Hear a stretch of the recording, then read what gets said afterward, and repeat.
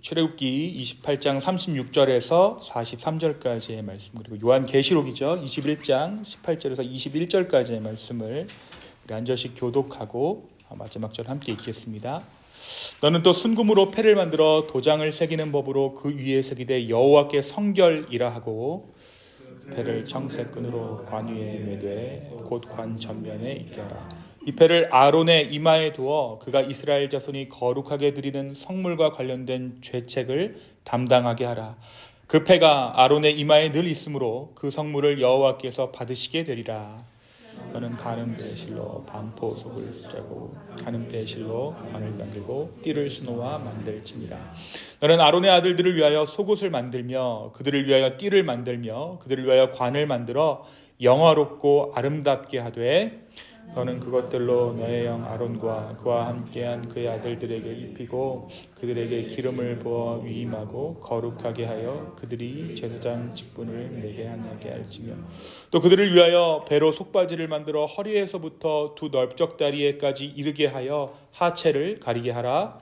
아론과 그의 아들들이 회막에 들어갈 때나 제단에 가까이 하여 거룩한 곳에서 섬길 때에 그들이 입어야 죄를 짐진 채 죽지 아니하니 그와 그의 후손이 영원히 지킬 그러니라. 그 성곽은 벽옥으로 쌓였고 그 성은 정금인데 맑은 유리 같더라.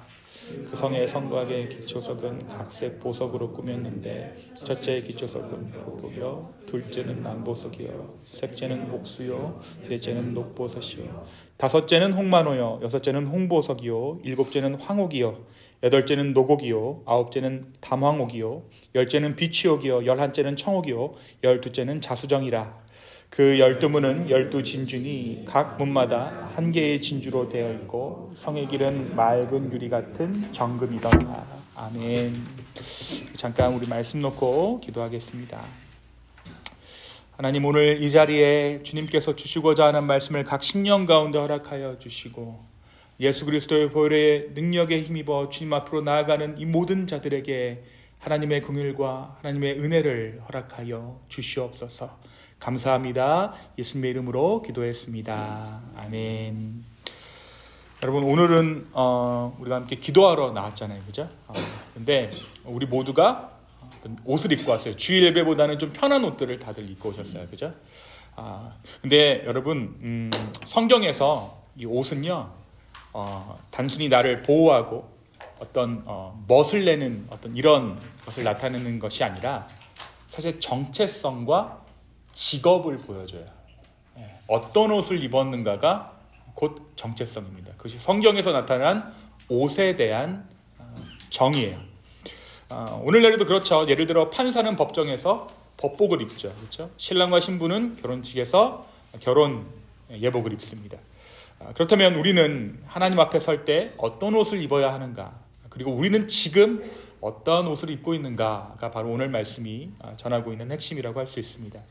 오늘 본문에서 하나님께서 제사장들을 위임하시면서 제사장들에게 특별한 옷을 지어 입히셨습니다. 그런데 성경의 마지막 책인 요한계시록을 보면요, 하나님 나라의 완성된 모습에서도 금과 보석으로 가득한 새 예루살렘이 등장하죠. 이것이 의미하는 바가 무엇일까요? 오늘 말씀 한번 볼까요? 오늘 말씀 한번 보니까 43절, 우리 출애굽기 28장 43절의 말씀을 함께 읽겠습니다. 함께 읽습니다. 시작. 아론과 그의 아들들이 화막에 들어갈 때나 제단에 가까이어 거룩한 곳에 섬길 때에 그것들을 입어야 죄를 짊어진 채 죽지 아니하니 그와 그의 후손이 영원히 지킬 그러니라. 이게 단순한 그냥 옷이 아니었다라는 거예요. 이걸 입고 성소에 들어가야지만 그들이 죽음을 면할 수 있어라는 것이죠. 그러니까 하나님께서 지어 입히신 그 옷을 입어야지만 성소에 들어갈 수 있었고 그 옷을 입고 성소에 들어가야지만 그들이 죽지 아니했다라는 거예요. 우리의 예배의 자리도 마찬가지겠죠. 성소가 어떠한 자리입니까? 하나님 앞에 나아가는 자리죠. 그렇죠? 과연 우리는 어떠한 옷을 입고 이 자리 가운데 하나님 앞에 예배하러 나올 수 있게 되었는가가 바로 오늘 저와 여러분이 나누는 말씀의 핵심입니다. 우리가 아무렇게나 옷을 입고 나왔지만, 집에 있는 걸려있는 옷을 입고 나왔지만 영적으로 우리가 오늘 지금 이 시간 입고 있는 옷이 어떠한 옷인가에 대해서 오늘 좀 이야기하려고 해요. 근데 참 재밌는 거는요, 이 제사장의 의복을 구성하는 보석하고 성소, 성전을 구성하는, 하나님께서 성전을 지으라고 명령하시고 성전을 구성하는 보석하고, 그리고 새 예루살렘에서 완성된 그 성전을 구성하는 그 보석이 일치한다는 사실이에요. 오늘 그것에 대해서도 조금 이야기하려고 합니다. 오늘 28장 36절에 너는 또 정금으로 패를 만들어 도장을 새기는 법으로 그 위에 서기되 여호와께 성결이라 하고, 하나님께서는 제사장들이 특별한 옷을 입어야만 성소에서 섬길 수 있도록 하셨습니다. 금으로 만든 패에 여호와께 성결이라고 새겼어요. 그리고 제사장의 가슴에는 12지파를 상징하는 보석이 박힌 흉패가 있었습니다. 옷 자체도 금과 청색, 자색, 홍색 실로 쌓여져 있었죠. 이제 요한계시록 한번 볼까요? 요한계시록 21장 18절에서 19절입니다. 그 성은 무엇으로 되어 있다고요? 그 성은 정금으로 되어 있었다. 그리고 성의 기초석은 각색 보석으로 꾸몄다라는 거예요. 자, 새 예루살렘은 정금으로 되어 있다라는 거예요. 이것은 오늘 출애굽기 본문에서 제사장의 금패와 연결되어져 있습니다. 그렇죠? 성의 기초석이 각종 보석으로 꾸며졌다는 거예요. 이것은 출애굽기 오늘 본문이 말하는 제사장의 흉패가 각종 보석으로 이루어져 있는 것과 동일합니다. 또 성문이 12진주로 되어 있다. 이것은 12지파와 연결되어 있는 것이죠.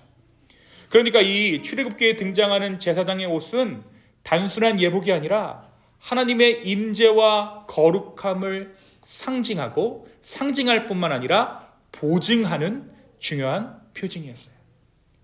하나님께서는 제사장이 이 옷을 입고 성소에서 섬기도록 하심으로써 거룩한 중보자로서의 역할을 담당하게 하셨고, 이것을 통해 하나님의 거룩함이 특정한 장소, 그러니까 성소와 특정한 사람을 통해 제한적으로 나타났던 것이 바로 이 출애굽기에서 나타난 하나님의 임재입니다. 그렇죠? 그러니까 제사장에게 거룩한 중보자의 역할을 하게 하셨고, 특정한 사람, 이 제사장을 통해 특정한 장소, 성소와 제사장을 통해 제한적으로 하나님의 임재가 드러난 것이 출애굽기예요. 그런데 요한계시록에서는 이러한 제한이 사라지죠. 그러니까 새하늘과 새 땅이 열렸다, 새 예루살렘이 건설됐다는 것은 온 세계가 그렇게 바뀌었다는 것입니다. 그러니까 여기서 말하는 성이 정금이고 맑은 유리가 떠라, 이것은 어떤 특정한 지역이 아니라 우리가 살고 있는 이 땅이 그렇게 변화될 것이고, 그 변화될 현실을 우리가 보게 될 텐데, 그것이 마치 이 보석과도 같고 정금 위에 털을 쌓은 그러한 것 같은 것이 새 예루살렘이다라는 거예요. 그러니까 이 요한계시록에서는 어떤 이 특정한 장소, 특정한 사람에 대한 제한이 사라지고 하나님의 임재가 온전히 완성된 모습으로 나타난다는 것이죠. 제사장의 옷에 제한적으로 표현되어 있던 그 하나님의 나라가 온 땅 가운데 충만했다라는 것이 요한계시록이 나타난 그 새 예루살렘의 모습이에요. 새 예루살렘에서는요, 더 이상 성전이 필요하지 않고 하나님께서 친히 그 백성과 함께 거하시고 모든 성도가 거룩한 나라로 세워집니다. 다시 말해 출애굽기에 제사장들이 입었던 옷이 상징하던 하나님의 거룩함과 임재가 요한계시록에서는 특정한 제사장이 아닌 모든 성도에게 충만하게 이루어지는 형태로 확장되고 완성된다라는 거예요. 자, 거룩한 옷을 입고 있는 누구에게나 성전에 약속된 그 임재가 보증되어져 있는 것이죠. 이처럼 하나님께서는 우리가 거룩한 옷을 입고 그분 앞에 서기를 원하십니다. 그런데 문제가 있죠. 지금 이 시대는 어떻습니까? 제사장 시대하고 새 예루살렘이 나타나는 이 시기와 같다고도 할 수 있고 다르다고도 할 수 있어요. 그러니까 중간에 애매한 시기예요. 그러니까 이 옷을 입어야 되는 것 같기도 하고 온 땅 가운데 하나님께서 임재하신 것 같기도 하는 그러한 시대를 우리가 지금 살고 있습니다. 이것을 전문 용어로 already but not yet 이라고 해요. 자, 그렇다면 우리는 무엇을 입어야 하죠? 제한되어 있는 건 뭐예요? 오직 예수 그리스도로 말미암아. 그러나 예수 그리스도로 옷 입은 자들은 누구에게나 하나님의 임재가 약속되어져 있다라는 거예요. 제한함과 무제한이 공존하는 이 시대 가운데 우리가 지금 살고 있다는 것이죠. 자, 또 하나 문제가 있습니다. 무엇입니까? 바로 우리가 스스로 거룩할 수 없다라는 거예요. 거룩하지 못한 존재라는 거예요. 자, 이사야 64장 6절에 우리는 다 부정한 자 같아서 우리의 의는 다 더러운 옷 같으며, 우리는 하나님 앞에 설 때 깨끗한 옷이 아니라 죄로 더러워진 옷을 입고 있다는 거예요. 우리의 선행이 구원에 이르기에는 충분하지 않습니다. 우리의 도덕성이, 우리의 선함이 하나님 앞에서 완전하지 않습니다. 온전하지 않습니다. 우리의 힘으로는 이 거룩한 옷을 입을 수가 없습니다. 구약시대의 제사장들도 마찬가지였죠. 그들은 하나님 앞에서 거룩한 옷을 입었지만 오늘 말씀에 보면 이 옷을 입었어요. 근데 이들은 여전히 죄를 졌어요. 아이러니하게도 첫 번째 옷을 입은, 이 1호 옷을 입은 이 아론의 아들들이 어떻게 됩니까? 죽어요. 왜 죽죠? 잘못해서 죄를 지어서 죽습니다. 이것이 어떻게 보면 한 인간을 대표하는, 인간의 미래를 보여주는 그러한 모습과도 같아요. 아무리 거룩한 옷을 지어서 입혀줘도 죽는 거예요. 왜? 인간이 거룩할 수 없기 때문에. 스스로 거룩할 수 없기 때문에. 여전히 죄를 지었고 결국 이스라엘은 성전을 잃어버리기까지 하죠. 끊임없이 그들은 범죄했고 결국 이 제사장 직분은 온데간데 없이 사라져버렸습니다. 여러분, 성전도 사라졌고요, 제사장도 사라져버렸어요. 그렇다면 실패한 우리는, 인간들은 어떻게 하나님 앞에 나아갈 수 있게 되었습니까? 그래서 예수님이 이 땅 가운데 오신 거예요.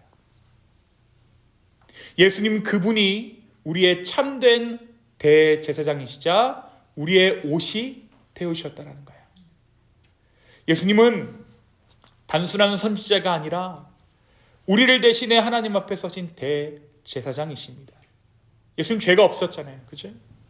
그러나 우리를 위해 그분의 거룩한 옷을 벗고, 거룩한 옷을 벗었다는 것이 어떤 의미입니까? 아까 옷이 어떤 것을 의미한다 그랬죠? 직업, 신분을 상징한다 그랬어요. 예수님이 십자가에 돌아가실 때 발가벗겨진 채로 돌아가셨죠. 이 말씀이 무엇입니까?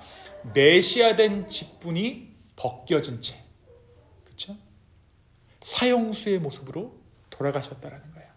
십자가에서 거룩한 옷이 찢기고 십자가에서 수치를 당하셨다. 예수님은 십자가에서 옷이 찢기셨습니다. 왜입니까? 우리가 그분의 의로운 옷을 입도록 하기 위해서. 누구든지 그리스도와 합하기 위하여 세례를 받은 자는 그리스도로 옷 입었느니라. 예수님은 우리의 죄를 대신 지시고 우리에게 그분의 거룩한 옷을 입히셨습니다. 이제 우리는 더 이상 죄로 물든 그 더러운 옷을 입고 있는 것이 아니에요. 우리는 이제 예수님의 의로 옷 입었습니다. 우리는 하나님 앞에 설 수 있는 새로운 신분을 받았습니다. 우리는 새 예루살렘을 소망하는 거룩한 백성이 되었다라는 거예요. 이 중간기, 어정쩡한 이 시기에 우리가 무엇으로 옷 입었다고요? 예수 그리스도로 옷 입었다라는 것입니다. 이 말이 무엇입니까? 우리가 원하면 우리가 기도할 수 있다라는 거예요. 그리고 기도하면 주님께서 그 기도를 어떻게 하신다고요? 즉각적으로 들으신다라는 것입니다. 나는 부족해서, 나는 연약해서, 나는 한때 방황했기 때문에 하나님 앞에 나아갈 수가 없는 자입니다. 그런 핑계로 나아가는 것이 아니라 온전히 주님 앞에, 내가 죄인이지만 그럼에도 불구하고 오늘 이 저녁 주님 앞에 나왔습니다. 나의 기도를 들어주십시오 라고 고백하면 주님은 기꺼이 우리의 기도를 들어주신다는 거예요. 어떤 분들이 이런 말들 하세요. 목사님, 요즘에 내가 영적으로 컨디션이 안 좋아서요. 다 속임수라는 거예요. 그런 거 없다라는 거예요. 목사님, 모르셔서 그래요. 제가 옛날에 정말 놀았어요. 다 거짓말이에요. 진실은 뭐예요? 오늘 이 자리에 여러분이 예수 그리스도로 옷 입고 나와 있다는 사실입니다. 물론 제가 여러분들을 그 당시에 봤다면 좀 힘들겠는데 라고 생각할 수 있겠죠. 하지만 오늘 제가 여러분들을 앞에서는 한 사람도 예수 그리스도 앞에서 죄진 분들이 없어요. 저 하나에서부터 우리 연세가 제일 많으신 저까지 할게요. 우리는 예수님의 의로 옷 입었습니다. 우리는 하나님 앞에 설 수 있는 새로운 신분을 받았어요. 우리는 새 예루살렘을 소망하는 거룩한 백성이 되었습니다. 자, 그렇다면 이제 우리는 어떻게 살아야 합니까? 그 은혜에 반응해야 되겠죠. 첫 번째, 내가 입고 있는 옷을 좀 돌아봐야 돼요. 나 지금 어떤 옷을 입고 있지? 나이 들면 남자들이, 중년 남자들 다 체크를 입고 다닌대요. 오늘 3명 다 지금 이런 어떤 외적인 옷뿐만 아니라 영적으로 내가 어떤 옷을 입고 있는지. 우리가 그리스도로 옷 입었다라는 것은 단순히 영적인 신분의 변화를 넘어서 삶의 방식과 태도가 변화되었음을 의미합니다. 이제 우리의 삶은 더 이상 과거의 성향이나 기질 혹은 타고난 천성에 지배당하는 삶이 아닙니다. 그런데도 우리는 자주 이렇게 말하곤 하죠. 난 원래 이런 사람이야. 내 성격이 원래 그렇지 뭐. 그러면서 스스로를 정당화하고 관성과 익숙함이 기대어 타협해버립니다. 그러나 그리스도의 옷을 입은 사람은 더 이상 자신의 본성과 타협하지 않습니다. 이제 우리는 성령의 인도하심을 따라 살아가는 존재예요. 나의 천성과 성향이 아니라 그리스도 안에서 새롭게 된 정체성과 부르심에 따라 살아가게 되는 것이 바로 저와 여러분이라는 것을 기억해야 한다는 것이죠. 여러분, 천성대로 하면 저도 이 자리에 오늘 서서 예배할 수 없어요. 말씀 전할 수 없습니다. 그렇죠? 제 천성을 그나마 제일 잘 알고 있는 사람이 저 뒤에 앉아있기 때문에 제가 말씀드릴 수 있어요. 주님은 우리의 본성과 성향으로는 결코 누릴 수 없는 하늘의 복과 은혜를 이미 우리에게 허락해 주셨어요. 자, 세상이 말하는 성공이나 복과는 비교할 수 없는 참된 평강과 하늘의 상급을 주신 것이죠.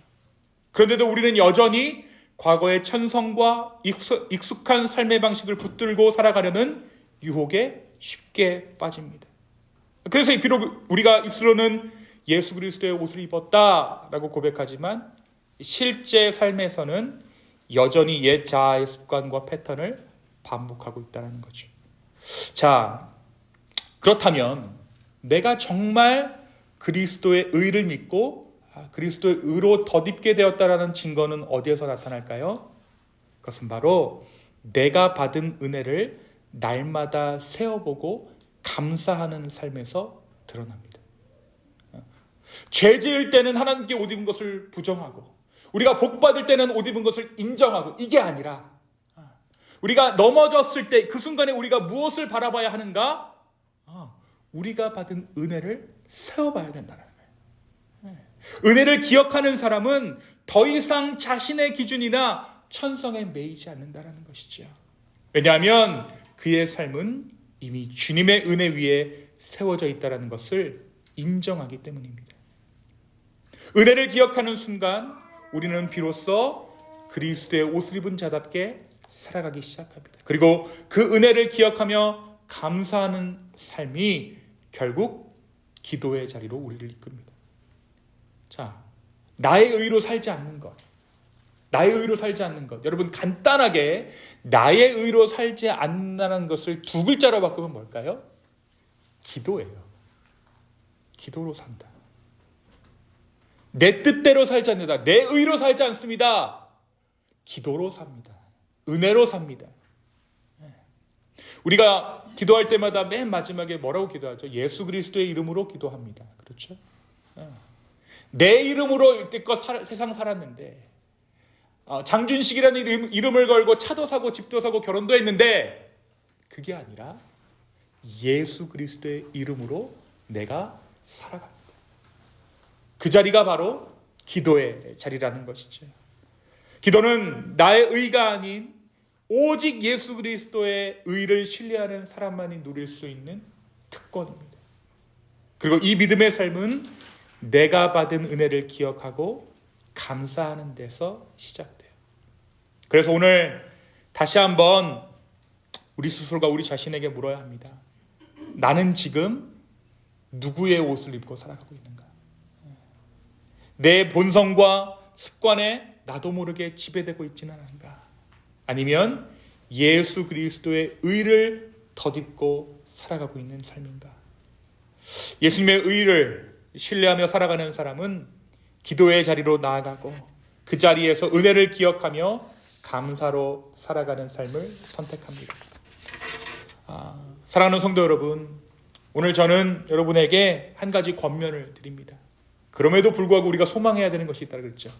우리가 어정쩡한 지금 시대 가운데 산다 그랬잖아요. 그렇죠? 완전한 회복과 완전한 죄악 그 중간 어디쯤 살고 있어요. 근데 우리가 지금 과거를 돌아보는 삶에서 두 가지 선택을 할 수 있는데, 과거를 돌아볼 수도 있고 앞을 볼 수도 있는 거야. 그렇죠? 우리 뭘 봐야 될까요? 그러면 앞을 봐야 돼요. 앞을 봐야 돼요. 조금 더 어려운 말로는 새 예루살렘을 소망해야 돼요. 이 땅이 우리의 영원한 집이 아니죠. 우리는 하나님과 영원히 함께할 새 예루살렘을 바라보며 살아야 합니다. 요한계시록 21장 3절에 보라, 하나님의 장막이 사람들과 함께 있음에 하나님이 그들과 함께 거하시리. 우리는 스스로 거룩한 옷을 입을 수 없는 존재입니다. 그러나 예수님께서 우리에게 그분의 의로운 옷을 입혀주셨습니다. 이제 우리는 그 옷을 입고 하나님 나라, 예수 그리스도께서 다스리시는, 온전히 다스리시는 그 나라를 소망하며 살아가야 합니다. 자, 이것을 짧게 한번 적용해 볼까요? 어떻게 살아가느냐? 죄를 짓거나 부부싸움을 심하게 해서 내 한계를 또 한번 봤다거나, 자, 그때 우리가 뭘 기억해야 된다고요? 그리스도로 우리가 옷 입게 되었음을 기억해야 돼요. 근데 우리 또 싸우잖아요. 또 싸우게 될 것을 기억하는 것이 아니라 이 가정을, 부족한 나를 온전히 회복해 하실 그 하나님을 기대하며 또 한 번 담대하게 가로 열고 뻔뻔하게 가로 닫고 주님 앞에 나아가야 된다는 거예요. 오늘 이 자리가 그러한 자리가 되었으면 좋겠습니다. 우리의 이름으로 왔다가 예수 그리스도의 이름으로 돌아가는 이 저녁 되기를 예수님의 이름으로 축원합니다. 이 시간 함께 기도하시겠습니다. 지금 오늘 이 기도의 자리 가운데 나의 이름이 가려지고 예수 그리스도의 이름이 드러나는 이 기도의 자리 가운데 우리를 불러주심에 감사합니다. 아버지, 오늘 우리가 기도하는 모든 기도 가운데 하나님 응답하여 주시고 하나님의 살아계심을 우리로 하여금 증언케 하여 주시옵소서. 다시 한번 우리의 마음 드립니다. 우리의 삶 드립니다. 우리의 가정을 드립니다. 우리의 자녀를 맡겨드립니다. 성령님, 우리 가운데 인도하여 주시옵소서. 감사합니다. 이 모든 말씀 예수님의 이름으로 기도하였습니다. 아멘.